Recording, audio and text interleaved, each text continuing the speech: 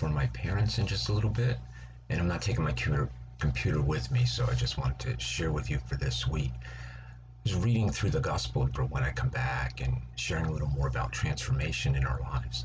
And one of the things that I noticed is there are a lot of times when Jesus goes to teach that it's at dawn. It's like early in the morning, and I'm an early guy, and I get up very early, and that's like my favorite moment of the day is when the sun comes up.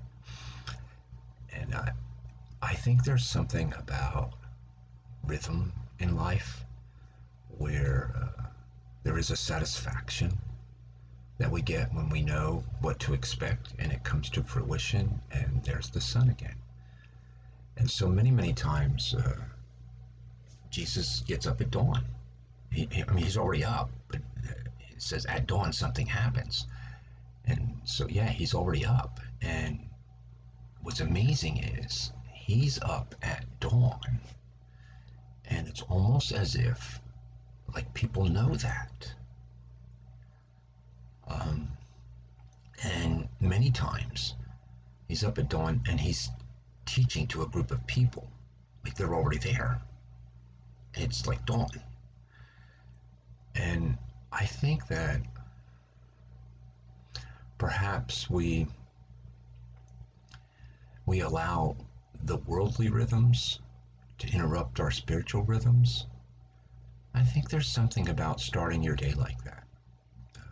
Being up at dawn, listening to a teacher, listening to Jesus, listening to the Spirit, listening to nature, just being quiet, absorbing, soaking things in. I think it's healthy. I think that's probably better than hitting the snooze button, frantically making a cup of coffee, getting in your car, being a little bit late, and driving a little bit crazy to make sure that you get there on time. Doesn't sound good. I think it's better for me to, get up 30 or 40 minutes earlier and just smoothly walk into my morning and give God some time early in the morning so that I can be prepared a little better for the rest of the day. So today is from John 8, and it's fascinating that this is what happens. At dawn, Jesus appeared again in the temple courts, and all the people gathered around him. So there's like a lot of people up at dawn. And he sat down to teach them. And the language here is like customary, like this is what he does. And everybody knows that. And so there's some people who are waiting to hear from him. They want him to teach. But there are also some other people in the courtyard that day who are also ready for him and waiting.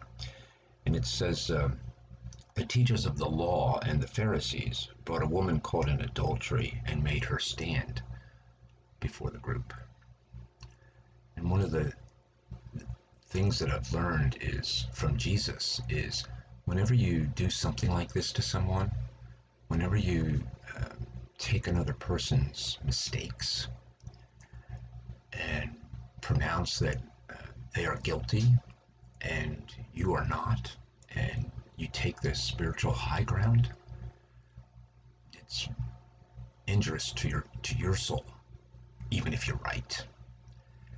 And so Jesus, he says, basically it's the story of they want to stone this woman because she's caught in adultery, and Jesus says to them, who are you to throw a stone?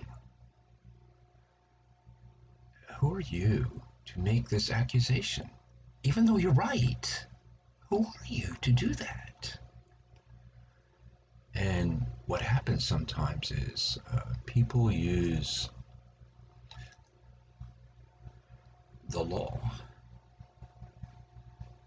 as a shield to come in and hoping that perhaps course, no one will know. Jesus knows. And it's not that he gets anywhere close to telling them this woman has a right to do whatever she wants to do. It's not like that at all. No, she's guilty. They're right. She's guilty. But they're not right. They don't make her stand in front of a group of people and condemn her like that. And what Jesus really, truly wants is he wants the woman to repent and be in right relationship with her. And that's probably what he wants for the Pharisees too. It's just that the only person in the group who seems to be willing to actually listen to Jesus is the woman they're going to throw rocks at. The people with the rocks in their hands, they're just not listening. They just don't get it. They think they're better. And that's a problem. So I begin my morning by remembering I'm the one who deserves to have the stones thrown at me. I don't really need to look around to find out who's worse than I am. It's not necessary. And if I find someone who is guilty, I should at least offer them Jesus. Give them an opportunity to accept or reject, and that's on their table. But I don't pick up rocks. So I'm going to walk forth into my week and try to be humble and love God and love my neighbor.